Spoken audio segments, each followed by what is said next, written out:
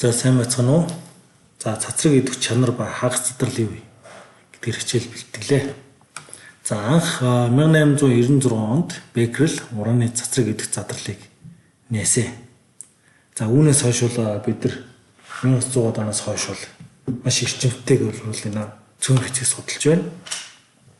За тэгэхээр бид нар үүнд юу мэдчих хэвээр гэхээр изотоп гэдэг ойлголтыг мэдчих хэвээр. За тэгэхээр энд протоныхон тоо адилхан буюу дэс дугаараар адилхан. За тэгэхээр Z-ээр адилхан гэсэн үг. За Z-ээр адилхан харин нуклооны тоогоор ялгаатай зүйлсүүдийг бид нар изотоп гэж нэрлэдэг. За жишээлбэл холоор 17 35 за холоор 17 37 гэж байгаль дээр оршин байдаг. За тэгэхээр эдгээрүүдийг бид нар холоорын изотопууд гэж нэрлэдэг. За гэхдээ энэ дэр бол холоор 35.5 гэж байж байна. За тэгэхээр энд бол яг юу илэрхийлдэг вэ гэхээр байгаль дээр байгаа тархалтыг нь тодорхойлж илэрхийлдэг. За жишээлбэл холоор 35.5 маань болохоор байгаль дээр байх тархалтын хэмжээ 75.5%, харин 37 маань болохоор 24.5%-ийг эзэлждэг. За ингээд бодох юм бол энд бол дундаж тархалтын тоо бол 35.45 гарч ирдэг. За энийг яаж гаргаж ирдэг вэ гэхээр 35 таа маань болохоор 75.5%. За тэгээд нэмэх нь 37 таа маань болохоор 24.5%. За тэгээд үүнийг хуваах нь 100% гэж бодох юм бол ойролцоогоор энэ 35.45 гарчдаг. За энэ бол юу илэрхийлж байна вэ гэхээр байгаль дээр байх тархалтын хэмжээг илэрхийлдэг. За тэгэхээр энэ карбон маань болохоор 12,000-11 байна гэдэг чинь энэ байгаль дээр тархалтын хэмжээг тодорхойлж байна гэсэн үг.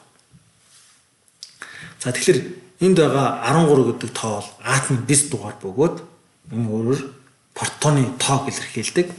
За энэ 27 гэдэг маань масс тоо гэж нэрлэгдэх бөгөөд энэ нь протон нейтроны нийт тоог гэлдэг. За энэ юу болж байна гэхээр протон болон нейтроны тоог илэрхийлдэг. За протоны тоог бид нар Z төсөөр тэмдэглэдэг. За тэгээд нэмэх нь нейтроны тоог бид нар өөр юу гэж нэрлэдэг гэхээр нуклооны тоо гэж бас нэрлэдэг байна. Нуклооны тоо. За 1911 онд Резерфорд нөхдийнхээ хамтаар бол альфа бөмбөгийн сарнилыг судалж атомын масс зөндөө төвлөрсөн байна. Цэгэн эрэг цэнэгтэй байна. За энэ хэмжээ болохоор 10-ийн хасах 15-аас 10-ийн хасах 14 зэрэг метрийн зайд байна гэж үзсэн байдаг. За энэ бол маш бага хэмжигдэхүүн. За тэгээд 10-ийн хасах 15 зэрэг метрийг бид нар ферми гэж тэмдэглэдэг. За энийг юу гэж нэрлэдэг вэ? Ферми. За атомын хэмжээг болохоор бид нар 10-ийн хасах 10 зэрэг метрийг ангстром гэж нэрлэдэг. За түүнтэй адилхан цөмийн хэмжээг бид нар ферми гэдэг уртаар илэрхийлдэг гэсэн үг. За тэгвэл Резерфорд маань анх энийг яаж хэмжсэн бэ гэхээр за цахилгаан оронд оруулъя. Ямар нэгэн цэнгийг цахилгаан оронд оруулаад за энд нэмэх, за энд хасах гэх юм бол цахилгаан орон нэмэхээс хасуу чиглэнэ. За тэгэхээр Q цэнэгт E гэсэн QE гэсэн цахилгаан орны зүс хүч үйлчлэн. За үүнд солон зоорны зүгээс үйлчлэх хүч маань QVB байх юм бол энэ дээр шүүлтүр ашиглаж гаргаж авдаг. За тэгэх юм бол энэ дээр бол юу болж байна вэ гэхээр солон зоорны чиглэл бол энд бол цааш чиглэлтэй байна. За тэгэхээр ийм хэмжээний солон зоорны цахилгаан оронд оруулснаар бид юу гаргаж авч байгаа гэхээр хурдыг мэдээд авчдаг бөөмийнхөө. За тэгэх юм бол QVB тэнцүү Q гүрчин E буюу эндээс хурдыг болох юм бол одоо E хуваах нь V гэдэг юм уу. Бид нар энд бөөмийнхөө хурдыг олоод авчдаг. Нэгсний энд шүүлтэр ажиллуулад хурдаа олчихно гэсэн. Тэгэхээр энд анх Резерфорд юу гэж дүгнсэн бэ гэхээр холоос явуулж байгаа учраас энд бол харилцан үйлчлийн потенциал энерги байхгүй. Тэгэхээр кинетик энерги байгаа гэж үзээд МВ квадратыг болгох нь 2. За тэнцүү ойртод ирэх үед яг энд бол зогсолт хийнэ гэж үзнэ. За зогсолт хийнэ гэхээр бол хурд тэг болно. За тэгэхээр кинетик энергийн тэг. За тэгээд энэ үед харилцан үйлчлийн потенциал энерги байна. За тэр нь Q1 гэдэг маань энэ альфа бөм учраас 2e за үржих нь z-ийг үржих нь e z гэдэг маань бол алтны протоны тоо тэгээд хуваахан энэ зайг юу гэж үзэж ийнө гэхээр r гэж үзэж байна. За эндээс ингээд бодох юм бол анх Резерфорд маань энэ зайг юу гэж таамагласан бэ гэхээр ойролцоогоор 10-ын хасах 4 зэрэгт метр байна. Түүнээс ч бага байж болох юм а гэсэн санааг төвшүүлсэн байдаг. За энэ зай бол ойролцоогоор 3.2-ыг үржих нь 10-ын хасах 14 зэрэгт метр байна гэж үзсэн байдаг. За орчин үеийн одоо судалгаагаар болохоор энэ бол юу болж хуурсан бэ гэхээр r маань бол r0-ыг үржих нь a-гийн 3.1 зэрэг болж хуурсан. За a гэдэг нь бол нуклеоны тоо. За тэгээд r0 гэдэг нь бол ойролцоогоор энэ нь 1.2-ыг үржих нь 10-ийн хасах 15 зэрэгт метр болсон. За тэгэхээр ийм хэмжээтэй бол яасан бэ гэхээр цөмийн хэмжээг үзсэн байдаг. За бид нар ямар нэгэн өрөөнд сууж байна гэж үзэх юм бол одоо жишээ нь хаашаашаа 10 м ийм урттай өрөнтэй ийм өрөөнд байж байгаа юм. Бидний энэ цөм гэдэг байгаа зүйл маань бол үүнээс бараг 10-ын хасах 5 зэрэгт метрээр бүр жижигхэн буюу 100,000 дахин ийм жижигхэн хэмжээнд байна гэсэн үг. Тэгнээсний бидний цөм гэдэг бол энэ өрөөндтэй харьцуулах юм бол одоо балны үзүүр дээрх шайрагтай яах нь жишиж үзэж байгаатай тийм жижигхэн байна гэсэн үг. За өөр бид нар юу мэдчих хэвээр гэхээр нэг массын атомын нэгж гэдэг ойлголтыг мэдчих хэвээр. Массын атомын нэгж. За энэ юу гэсэн үг вэ гэхээр карбоны массыг карбоны атомын масс нүсний нүүрс төрөгчийн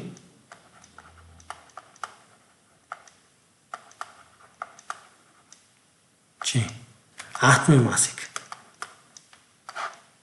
12 дахь масстай тэнцүү тийм хэмжээний бага массыг бид нар илэрхийлж хэлдэг. За тэгэхээр нүүрс төрөгчийн маань эцэстээ өөрөө C6 12 энэ 6 ширхэг протон, 6 ширхэг электрон, 6 ширхэг нейтронтой буюу байгаль дээр бол маш түгээмэл оршин байдаг. За тэгэхээр энэ карбоны масс бол одоо молийн масс гэж ярьдаг. Энэ молийн масс нь бол 12.1 грамм гэж үзсэн. Тэгэхээр энэ бол 1 моль масс. 1 молийн масс. Тэгэхээр 1 моль хий маань өөрөө юу байдаг вэ гэхээр 602-ыг үржих нь 10-ийн 23 зэрэгт ширхэг молекул гэдэг. Тэгэхээр ийм одоо ширхэг байна гэсэн үг. Тэгэхээр бид нар юу болж байна гэдэг чинь нүүрс төрөгчийн атомын массыг олно гэдэг маань 602-ыг үржих нь 10-ийн 23 зэрэгт байна гэсэн үг. Тэгэхээр ийм одоо 12 граммыг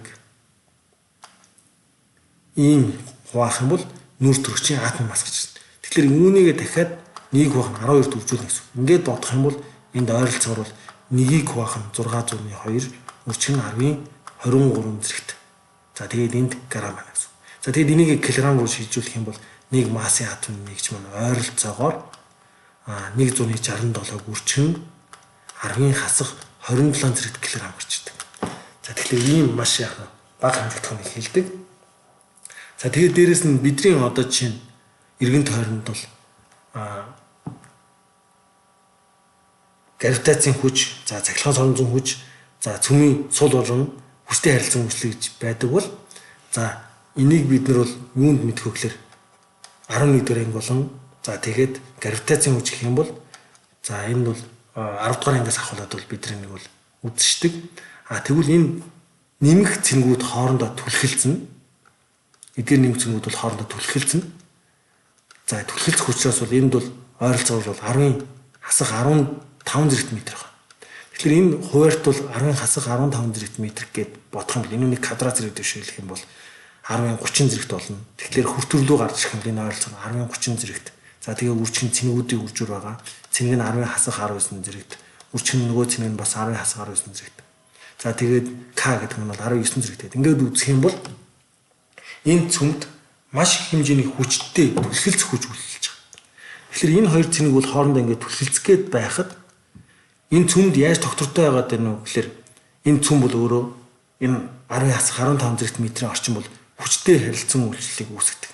За энэ хүчтэй харилцан үйлчлэл гэдгийг ингээд төсөөлөх юм бол энэ цэнгүүдийн гадаргуу дээр байгаа цангуу шиг буюу ийм барьж байгаа ийм хүч үйлчилж байна гэж ингэж загварчилдаг. За тэгэхээр бол атомын хувьд бол колоны хөл биелнэ. За одоо энэ гадаргуу дээр сөрөг цэник байгаа. За тэгээд сөрөг цэнигийг бол одоо цөмд байгаа нэмэг цэник бол хоорондоо бол таталцах хүчээр буюу энд бол одоо цахилгаан соронзон хүч үйлчилж идэг бол цөм дотор ороод ирэнгүүт энэ цахилгаан орны зүгээс үйлчлэх хүчнээс илүү хүч буюу хүчтэй харилцан үйлчлэл гэдэг хүч юу яадаг вэ гэхээр дамгаалж ноёлдоо гэсэн үг. За анх Беккер бол 1896 онд бол ураны давснаас бол цацраг гэдэг бодис ялгарч байгааг мэдсэн. За жишээлбэл энд юу ярьж байна гэхээр битүүмжлэгдсэн пленк байна гэж. За дээр үед бол ийм фото хайлс гэж байдаг байсан. За энэ фото хайлсыг ингээд битүүмжилсэн гаднаас нь гэрэл орох боломжгүй байсан. За гэтэл энд юу байсан бэ гэхээр ингээд ураны давс байсан. Ураны давс. За энд нь бол юу байсан бэ гэхээр ямар нэг юм бит байсан. За гэтэл эндээс бол ингээд цацраг ингээд нэвтрэхэд бол эдгээр гадаргуудаар бол сарнаад за энэ хажуугаар нэвтэрсэн буюу энд гадуугаар нь битүүмжилсэн байсан ч гэсэн үүний ингээд яах нь гэхээр сүүдэр нь үссэн байдаг. Сүүдэр нь үссэн. За тэгэхээр энд бол ингээд анхны Беккерлийн олж илрүүлсэн одоо зураг харагдаж байна. За тэгэхээр энд бол юу болж байна гэхээр уран ингээд битүүмжилсэн байсан зүйлийг яах нь гэхээр нийт цохих хэмжээний юм цацрыг гаргасан буюу маш их хэмжээний энергитэй байна гэж анх үзсэн байдаг. За тэгээд үүнийгээ судалж хагаад энэ одоо цацраг маань юу юм бэ гэхээр бол энэ дээр бол альфа бом байна гэж үзсэн. Альфа бом гэдэг бол цөмөөс гарч ирж байгаа гелийн цөм. За тэгэхээр цөмөөс гарч ирж байгаа учраас бол энд ямар нэгэн электронгүй байгаа. Тэгэхээр бол 2 нэмэх гэсэн одоо иончлалын хэмжээтэй. За тэгээд өөр юу гардаг вэ гэхээр альфа бом гарсан бол бета бом гарна. За бета бом бол 2 янз байдаг. Бета сөрөг. За тэгээд бета нэмэх гэж байдаг. За тэгээд нөгөөт нь болохоор гамма цэцрэг байдаг. За гамма цэцрэг бол өөрөө бол маш их хэмжээний энергитэй. Энэ бол цахилгаан соронзон долгион байдаг. Цахилгаан соронзон долгион. За тэгвэл альфа бомыг хэдүүл авч үзвэл тогтворгүй цөм өөрөөсөө 2 протон ба 2 нейтron гаргана. За энэ бол гелигийн цөм болчихж байгаа. За тэгэхээр энд бол оруулын өмнөхийг бол бид нар бол их цөм гэж нэрлэдэг. За оруулын дараахыг бол охин цөм гэж нэрлэдэг. За тэгээд альфа бом гарч ирнэ гэсэн. За тэгвэл эндээс бол уран 92 238 маань бол альфа задрал явуулаад гели гарч ирлээ. За тэгэх юм бол энд бол уруулын өмнөх одоо протоны тоо уруулын дараах протоны тоотой адилхан байх хэрэгтэй. За тэгэхээр энд бол юу болж байна вэ гэхээр 90 гэдэг юм гарч ирнэ. За нуклеоны тоо нь болохоор 4-оор багасж байгаа буюу 234. Тэгэхээр эрдэх элемент юу вэ гэдэг маань бол тоор гарч ирж байгаа. Тэгэхээр химийн уруулын үр дүнд бол ингээд атом бол өөрчлөгддөг. Зөвхөн бодисын шин чанар өөрчлөгддөг бол цөмийн уруулын үр дүнд бол юу болдог вэ гэхээр тухайн изотоп маань шал өөр изотоп болж хувирдаг. Өөр атом болж хувирна гэсэн үг. За дараагийнх нь бета задрал. За бета задралыг ингээд төсөөлөх юм бол за нейтрон маань протон, электрон за тэгээд энд бол антинейтрино гэж нэрлэдэг. Антинейтрино болж хувирдаг. Антинейтрино. За антинейтрино гэдэг маань бол яагаад гарч ирсэн бэ гэхээр бол эндээс харах юм бол 1 1 тэг 1 хасах 1 гэдэг уруулын одоо өмнөх дараах бол тэнцэж байгаа ч гэсэн энд бол одоо сонзон спин за тэгээд мөн адил энергийг ингээд тооцоход бол энэ антинейтрино гэдэг зүйлийг гаргахгүй бол энэ тэгштгэл маань бол биелэхгүй байсан. Нэгсний системийн өмнөх ба одоо уралд явагдсны дараах системийн дараах энергиуд бол тэнцэж өгөхгүй байгаа гэсэн. За тэгээд ийм антинейтрино байна гэдгийг бол анх 1950-ад онд таамаг дэвшүүлээд за түүнийг ингээд судалсан чинь энэ бол цахилгаан шин чанарын хувьд бол саармаг байсан учраас олж илрүүлэхэд их төвөгтэй байсан. За тэгээд энд бол энэ урлын өмнөх дараахыг нийлүүлэхэд антинейтрино гэдэг зүйл маань электроныг дагаж гарч ирдэг юм байна гэдэг. Ингэж одоо энергийн хувьд тэнцүүлж гаргаж ирсэн бом байна. За тэгвэл эндээс үзэх юм бол энд байсан одоо нейтрон маань протон болж хувирч байгаа. За тэгэнгүүт үүнээс цөмөөс нь юу гарч ирж байгаа вэ гэхээр электрон болон антинейтриногаар авчдаг. За энэ үзэгдэл бол бета сөрөг задрал гэж нэрлэдэг. За бид нар ямар нэгэн байдлаар бета сөрөг эсвэл бета нэмэх задрал гэж нэрлэегүй эсвэл ялгаж салгаагүй бол ихэнхдээ ерөнхийдөө бол бета сөрөг задралыг бол одоо эслийн нэг шалгалтын дээр бол авч үзээд байдаг. За тэгэнгүүт одоо эндээс харах юм бол энд 6 байна, энд сөрөг 1 байна. За энд бол цэник болон нуклеоны тоо байхгүй учраас бол 0 0 энийг бол бичээд авах шаардлага байхгүй. За тэгмүүд энд хасах 1 байх гэдэг маань энд 7 байна гэсэн үг. Энд 7. За тэгээд 0 гэдэг чинь энд 14. Тэгэхээр C6 14 маань сөрөг бета задрал явуулаад азотыг үүсгэж байна гэсэн үг. Нэгсний цөмд байгаа протон нь нейтрон болж хувираад түүнээсээ электрон гаргаж ирж байна гэсэн үг. За тэгэхээр нейтроны масс нь дүүл ялэг протоноос их байдаг. Гэтэл одоо энд болохоор протон нейтрон болоод за тэгээ позитрон үүсэж байгаа хэрэг энергийн хувьд бол одоо тэнцэхгүй болчдөг. Тэнгүүд эндээс бол юу гэж үзэж гинэ вэ гэхээр энэ илүүдэл энергийг хаанаас авдаг гэхээр ерөнхийдөө бол цөмөөсөө авдаг. Цөмөөсөө авдаг. Тэгэхээр бол системийн хувьд буюу энэ одоо цөмийн хувьд бол энерги бол хадгалдаг бол биелдэг. За яг энэ дээр ингээд аваад үзэх юм бол массууд нь тэнцэхгүй байж болно. Гэхдээ энэ илүүдэл энергийг хаанаас авч байгаа гэхээр цөмөөс авч байгаа гэж үздэг. За тэгвэл эндээс бол их цөм байна. Их цөм бол А нуклеонтой Z протонтой байх юм бол бета эерэг задрал явуулах юм бол протон нь нейтрон болж хувирж байна гэсэн үг. Эндээс харуулж байна. За тэгээд үүний урлын үр дүнд бол нейтрино гэдэг зүйл гарч ирдэг. За эндээс бол юу нь бол дистагоор бол нэгээр багасах юм байна. За энд жишээ харуулж байна. За энэ болохоор бета сөрөг задрал байна. За тэгэхээр бидний хувьд бол энд гарч ирсэн байна. За тэгэхээр эндээс ингээ харах юм бол 1 гар авчна гэдэг чинь энд бол 11 болно. За ингээд үзэх юм бол 11 дээр нэмэх нь 1 тэнцүү 12 гэдэг таарч явах хэрэгтэй. За тэгвэл нуклеоны тоо маань энэ дээр 23 болно. Тэгэхээр 23 тэнцүү 23 дээр нэмэх нь тэг. За тэгээд электрон позитрон гарч байгаа учраас үүнийг дагаад нейтрино гарч ирнэ гэсэн үг. За тэгэхээр энэ бол позитрон байх юм. За энд бол 53 байжаа 54 болж байна. Тэгэхээр энд бол хасах 1 байх хэвээр. За тэгээд 131 гэхээр энд тэг. За тэгэхээр энд бол электрон өмсөж байгаа буюу энэ болохоор бета сөрөг задрал. За энэ доотлол нь бол бета нэмэх задрал байна гэж ингэж үзэж байгаа. За дараа нь гам цэцрэг. За өдөөгцөн цөм энергиэд суллахтаа цацрах цахилгаан соронзон долгионыг бид нар гам цэцрэг гэж үздэг. За тэгэхээр эндээс бол маш хэмжээний өндөр эрчмийн цахилгаан соронзон долгион гарч иж байгаа. Цөмөөс гарч байгаа долгион гэсэн. Тэгэхээр энэ одоо одтой тэмдэглэсэн байна. Энэ одтой тэмдэглэгийг бол бидний юу гэж нэрлэдэг вэ? Өдөөгцөн цөм байна гэсэн. Тэгэхээр атом өдөөгдөөд атомаасаа ингээд цацарч байгаа гэрлийг бид нар цахилгаан соронзон долгион ингээд за тэгээ хит ягаан туяа үзэгдэх гэрэл инфра улаан таяа гэж нэрлэжсэн бол цөмөөс гарч байгааг нь бид нар гам цэцрэг гэж нэрлэдэг. За эндээс ингээ харах юм цахилгаан соронзон долгионыг энд харуулсан байна. За энэ цөмөөс гарч ирж байгаа бол гам цэцрэг. За тэгээд X-ray-г бол бид нар гаргаж авахд бол электроныг хурцсаж жагаад огцом зогсоох үед цацарсан энерги болж хувирдаг. За тэгээд хит ягаан туяа үзэгдэх гэрэл гэдэг эдгээрүүд бол бүгд юу вэ гэхээр цахилгаан соронзон долгион. Тэгэхээр энэ бол маш өндөр энергитэй буюу давтамж их учраас энд бол их энергитэй цахилгаан соронзон долгион. Тэгэхээр урлын одоо хувьд харах юм бол нуклеоны тоо, протоны тоо гэдгийг бол өөрчлөлт байдаггүй. Тэгэхээр ийм өдөөгцөн цөм яах вэ гэхээр үндсэн төвлөрөөр хэлжтэй ийм гам цэцрэг цацардаг. За тэгвэл энэ гам цэцрэг маань бол юу юм бэ гэхээр нэвтрэх чадвар маш сайтай. За энерги хувьд бол маш бага. За тэгээд үзэх юм бол бета одоо цацраг байна. За тэгээд энэ бол электрон байх юм бол нэвтрэх чадвар бол дунд зэрэг.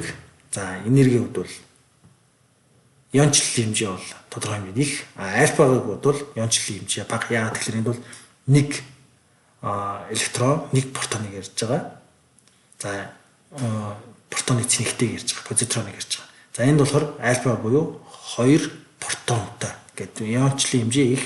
нэвтрэх чадвар багтаа буюу масс ихтэй болчдөг.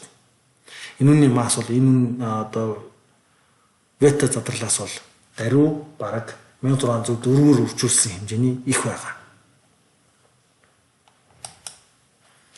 За эндээс ингээ харах юм бол ягаад ийм задрал явуулаад идэм гэхээр бол ерөнхийдөө бол цөм өдөөгцөн цөм маань бол аль болох үндсэн түвшнүүгөө шилжих буюу энерги хамгийн бага оромтой буюу нэг одоо нуклондох энерги хэмжээ их болох буюу тогтвортой болох гэж ирмэлцдэг. За ингээд үзэх юм бол энд бол баруун тийш харах бол протоны тоо байна. За энэ дээшээ бусад тэнхлэг бол нейтроны тоо байна. За 20-оос бага тохиолдол буюу протон нейтроны тоо ерөнхийдөө бол ойролцоо байдаг. За ингээд протоны тоо ихсэх үед дугаар нь ихсээд байх үед бол нейтроныхын тоо ихсчдэг. За энд ингээд байгаль дээр байгаа тархалтаас нь үзээд одоо изотопуудыг дүрслээд энд одоо ийм бор байх юм бол энэ бол альфа задрал явуулдаг байх нь. За тэгээд энд ногоон байх юм бол бета сөрөг задрал явуулдаг байх нь. За тэгээд энд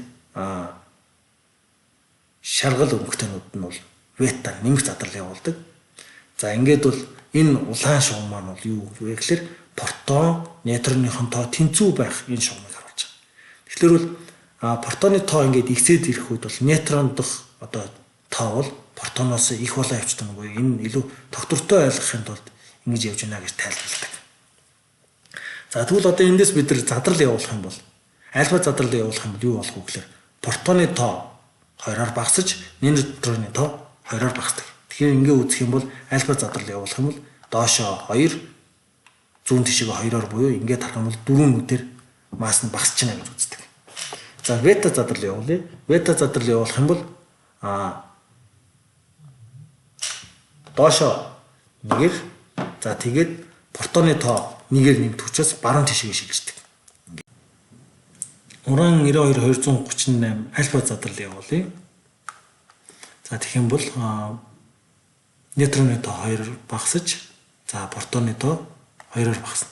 За ингээд үзэх юм бол энэ 4-оор багасч байгааг харуулж байна. За 234 болоод за 90 болж байна. За тэгвэл дараагийнх нь болохоор энд бол бета задрал явуулж байна. За бета задрал явуулах юм бол энд протоны тоо 1-ээр нэмэгдэж за нейтроны тоо 1-ээр багасж байгааг харуулж байна. За ингээд харах юм бол энд цэнхэр нь бол бета задрал. За ингээд үзэх юм бол улаан нь бол альфа задрал. За ингээд явах юм бол энд 1 2 3 4 5 альфа задрал явууллаа гэж бодъё. За тэгэх юм бол нейтроны тоо бол 10-аар багасна. Протоны тоо 10-аар багасна. За ингээд үзэх юм бол нейтроны нуклеоны тоо бол 20-оор багасч байгаа. За тэгвэл энэ дэх бол юу болж хуурах вэ гэхлээр 92 байсан бол 82 болж хуурна. За тэгээд 82 дахь элемент бол юу байдаг вэ гэхлээр хар тоглого байдаг. Хар тоглого. За тэгээд 234 маань 20-оор багасах буюу нуклеоны тоо 214 болно гэсэн үг. За энд бол ингээд бета задрал явуулж байна. За энэ дээрээс бол альфа задрал бол 2 сонголтоор гарч ирж байна. За тэгээ буцаагаад ингээд харах юм бол энэний доошоо бол протоны тоо нь бол яг адилхан байх хэрэгтэй гэдэг чинь энд бол юу болох вэ гэхээр 82-той хар тоглого үүснэ гэсэн үг. За тэгэхээр энд бол нейтроныхын тоо нь бол юу болох вэ гэхээр 206 болж хуурна гэсэн үг. За тэгэхээр энд бол 1 2 3 4 5 6 7 8 альфа задрал явуулсан байна. 8 альфа. За тэгээд 1 2 3 4 5 6 6 бета задрал явуулж яах нь. Тэгэхээр ийм хар тоглого болж хуурж байна гэсэн. За тэгэхээр бол хүнд одоо изотопуудын хувьд бол энэ хар тоглого маань бол илүү тогтвортой төлөв буюу хар тоглого дээр очиж одоо хагас задрал явуулаад хар тоглого дээр тогтдог байгаа. За тэгэхээр бол энэ хагас задралын хугацаа гэдэг ойлголт бол гарч ирдэг. За тэгэхээр энэ хагас задралын хугацаа гэдэг маань бол ерөөсөө цөмийн цацрагын тал нь ерөнхийдөө задрах энэ хугацааг бол хагас задралын хугацаа гэж нэрлэдэг. За жишээ нь уран 92-238 маань бол 4.5 тэрбум жилийн хугацаанд хагас задардаг юм байна. За радиум маань болохоор 1600 жил. За энд бол радон бол 3.8 өдөр. застдсан бол 0.3 секунд гэдэг. Ерөнхийдөө хагас нь 0.3 секунд задарч байна гэж үзэж байна.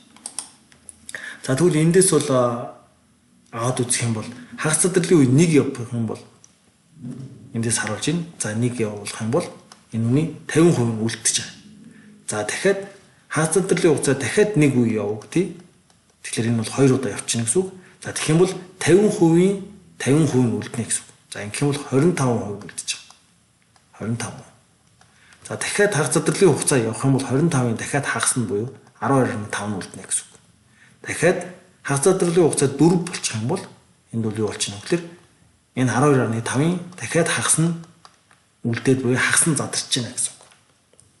За энийг бол бид нар хагас задрын үе гэж хэлдэг. За одоо энд нэг юм бодлого байна. За чонгны ясан олдвор болдог. Түүн дэх ясны C14-ийн хэмжээ амь чонтой харьцангуй бол 625 байсан бол чон хэдэн жилийн өмнө амьдарч байсан бэ? C14 изотопын хагас задрын үе 5730 жил. За энэ нүүр төрөгч 14 изотоп маань бол маш онцгой изотоп буюу энэ байгаль дээр одоо тархацсан бол өргөлж бараг тогтмол байдаг. За ерөнхийдөө бол энэ бол сансрын туяа ядраас болоод үүсээд за тэгээд байгальд бол хэмжээ бол задарсан ч гэсэн бол яадаг вэ гэхээр үүсэж бий болсонтойгоо ингээд үзэх юм бол ерөнхийдөө бол байгаль дээр бол бараг тогтмол байгаад байж болдог. За тэгэхээр амьд организм дээр ингээд үзэх юм бол хугацаа өнгөрөх тутам бол энэ карбоныг шингээхэ болсноос болоод одоо түүний биенийх нь үлдэц эдэрт нь бол карбоны хэмжээ одоо энд байгаа организмтэй харьцангуйгаар бол багасж өгдөг. Тэгэхээр энэ бол энд организмуудын насжилтын одоо хугацааг тооцоолох бас нэгэн арга болж өгдөг. За тэгэхээр 625 болно гэдэг маань за хагас задрын үе 1 явах юм бол 50% болно. За тэгээд 2 явах юм бол 25%, 3 явах юм бол 12.5, за 4 явагдах юм бол энд хэд болж байна гэхээр 625 болно гэсэн үг. Тэгэхээр энэ маань бол юу гэж хэлж байна гэхээр хагас задрын үе маань 4 удаа явагдсан байна гэсэн үг. Тэгэхээр 5730 жилийг үржих нь 4 байна гэсэн үг. Тэгэхээр ийм хэмжээний хугацааг туусан байна гэж үздэг. Тэгэхээр энэ хагас задрын ингээд ойролцоол одоо томьёолох юм бол хагас задрын хугацаа 1 явахад л 50% нь буураад ингээд байна гэх юм бол N тэнцүү N0 үүний 2.1 за тэгээд T хуваах нь хагас задрын үе гэж ингэж үздэг. За одоо энэ дээр ингээд шууд гаргаж ирээд бодох юм бол за 625%, за анх 100% байсан. За тэгээд хэдүүлээ энийг 2.1-ний T хуваах нь хагас задрын үе гэдэг ингээд олчихно гэсэн. Тэгэхээр 100 нөгөө тийш гараад байгаа юм бол 625-ыг хуваах нь 100 болно гэсэн үг.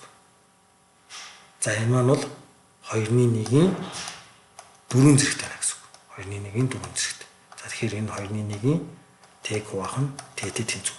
Тэгэхээр энэ одоо хуурайд нь адилхан байна гэдэг чинь зэргүүд нь адил тэнцүү болох хэвээр.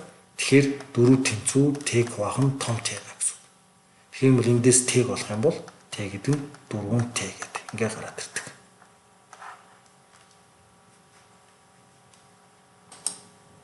За энд бета цацраг, за гамма цацраг, за тэгээ альфа бөөмийг ингээд сорон зооронд оруулж байна. За энэ бол нааш чиглэлтэй сорон зоорн байна. За тэгэх юм бол бид нар баруун гарын дүрмээр за энд бол хурдны чиглэл, за энд бол сорон зоорны чиглэл. За энд бол үйлчлэх хүчний чиглэл гэж үзэж болно. За тэгэх юм бол одоо альфа цацраг маань бол юу болж байна вэ гэхээр эндээс харах юм бол ингээд доош чиглэлтэй ингээд хацаа авчдаг. За гамма цацраг маань болохоор цэнийг үз хармуу цахилгаан соронзонд болгон учраас янз бүрийн соронзон орон болон цахилгаан эффект үзүүлэхгүй. За бета бол одоо жишээ нь энэ бол ширээ сөрөг бета бол. Сөрөг бета бол мэдээж энэ бол электрон учраас протоны массаас 1600 дахин бага байдаг. Ойролцоогоор бол. Тэгэхээр 1600-аад жишгийг электрон нийлж байгаад бол протоны массад үүснэ. За тэгэхээр бол энүүний хазаалт бол маш одоо огцом их байдаг. зүүн тишээ гарна. Нийсний сөрөг учраас. А хэрвээ энэ бета нэмэх байсан бол одоо энэ тэдвэрлэлээ бета нэмэх оруулж ирэх юм бол нэмэх цэнийг дагуугүй альфагийн дагуу юм. Гэхдээ яг хазаалт нь бол одоо энэ бета сөрөгтэйг бол яг ойролцоогоор хазаалт явагдана. Яагаад тэгэхээр энд бол масс бага байгаа учраас мөрөлдөх радиус багтаа зурагдаж байгаа.